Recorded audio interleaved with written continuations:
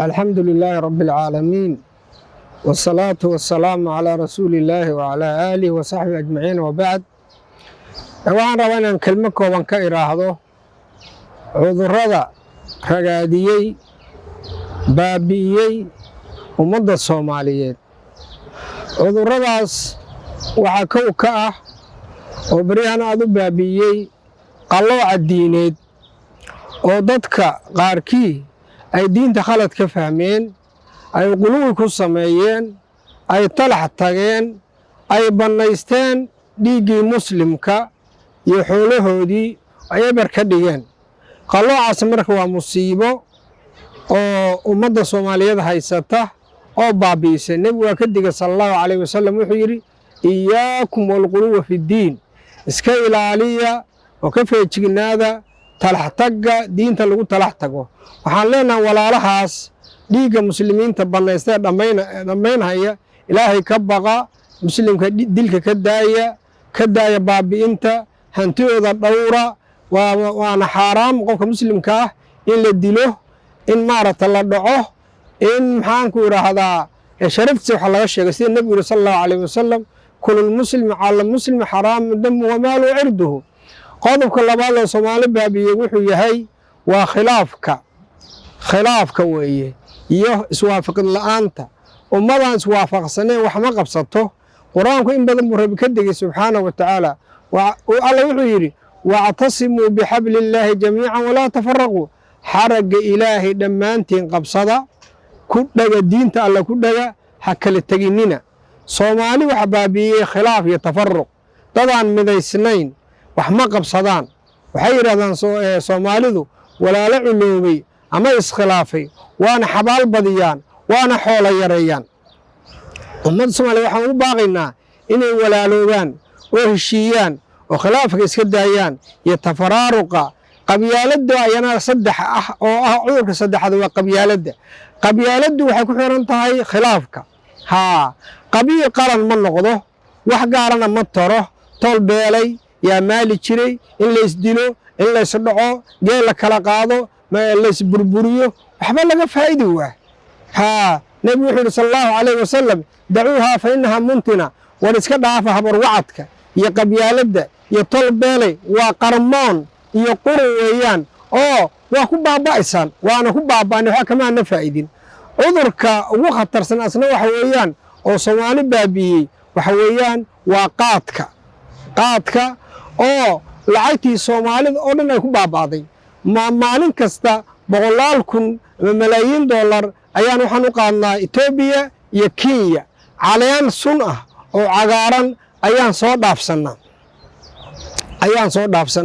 markaasaa dadkii ku baabi'een, ku waasheen, ku kharrimeen xoolaheennii iyo caafimaadkeennii iyo akhlaaqdeennii iyo anshixii iyo qoysaskii ayuu baabi'iyey. rag aawa rag gowsahood, aawa rag calooshood, aawa raganimadoodii, aawa qoysaskii, aawa carruurtii. baalkaasaa baabi'iyey. war baalkaana ha la joojiyo, qaadkaas ha la joojiyo oo maamullada jira, dowladda Soomaaliyeed, maamullada kale ee jira ee Soomaalidu baalkaa joojiya, yaray haddii la yarayn karo.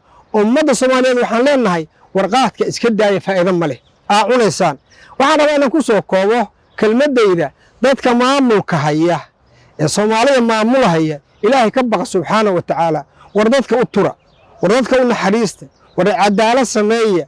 meeshaan aan moodin ninkii meel qabsadaaba inay tahay inuu eex sameeyo, inuu qaraabo kiilo, inuu wax aruursado, inuusan cidna u nixin. war taa sax maaha. aakhiro waa la isweydiinayaa madaxnimada. xoolaha adinku ma lihidiin, ummaddaa iska leh. waxaa layna yidhi war ummadda u maamula xoolahan. maantaad joogtaa, bari joogi maysid. war waalidaan ah qofku markuu yimaado inuu moodo xoolaha inuu aabbihii ka dhaxlay oo suu raba ka yeelo oo laaliis ku bixiyo oo wax ku kharribo oo maaragtay taas dee sax maaha. rag baa kaaga horreeyey kuraasta fadhin jiray, aakhiray jiraan, xisaab baa sugaysa, adigana waa ka tegaysaa berri. war rabbi ka cabsada oo ummadda u naxariista oo ummadda u tura oo ummadda cadaalad u sameeya. cadaaladii waa luntay oo ammaanadii waa luntay oo ammaano ma leh oo cadaalad ma leh. wax la aaminaa la leeyahay marka rabbi haddaa ka baqdaan raggiina madaxda ahow aakhare rabbi waa in weydiina ummadda masaakiinta ee baaba'aysa ee baahida iyo caafimaad xumada iyo waxbarasho la'aanta oo qaxa ku jirta u tura dhalinyaradii Soomaaliyeed maantay waddanka waa ka qaxayaan limaada kalsooni baa ka luntay shaqo ma hayaan in badan waxbarasho ma hayaan in badan cid ka naxaysa male kii meel qabsadaana inuu ummadii waxbarashadeedii ka fakaro oo caafimaadkoodii ka fakaro oo biyahoodii macaanaa cabbi lahayn ka fakaro oo amnigoodii ka fakaro maahane bad kale ku jiraaba soo wax u aruursan lahaa soo wax u dhici lahaa soo madaxooda ugu tagrifan lahaa soo dumi u samayn lahaa ayuu ka fakarayaaba bariga ka tagaysaaye hadda ka qabso oo maartay ka xoolayso ayaa lagu jiraa war rabbi ka baqa subxaanahu wa ta'ala war ceeb bay nagu tahay sidaan ku jirno Soomaaliyeed diinta si sax ah loo fahmo muslimka amaan hal la siiyo hal la midoobo walaalnimada Soomaalinimada islaamnimada hal la ilaaliyo qabyaaladii qarmoonka la iska daayo qaadka hal la joojiyo cadaalad iyo walaalnimada laga shaqeeyo daayirta Soomaaliyeed waddanka saysan uga qaxin shaqaha loo abuuro waxa la baro caafimaad loo diyaariyo dadka hooyada Soomaaliyeed ya dhalaanka baabaha ha loo turo ilaahay waxaan ka baryaa subxaanahu wa ta'ala Soomaalida inuu isjeclaysiiyo oo qalbigooda mideeyo oo burcad isku mariyo oo waddankeena qaaliga ee dihin ee barwaaqada rabbi na fahamsiyo inaan midowno walaalowno waa ogtihiin sida hadda wax ku socdaan geeska Afrika haddaan Soomaalidu midoobin khatar ku jiraan waxyaalaha socda waa ogtihiin ama ka socda dhinaca Itoobiya ama dhinaca Kenya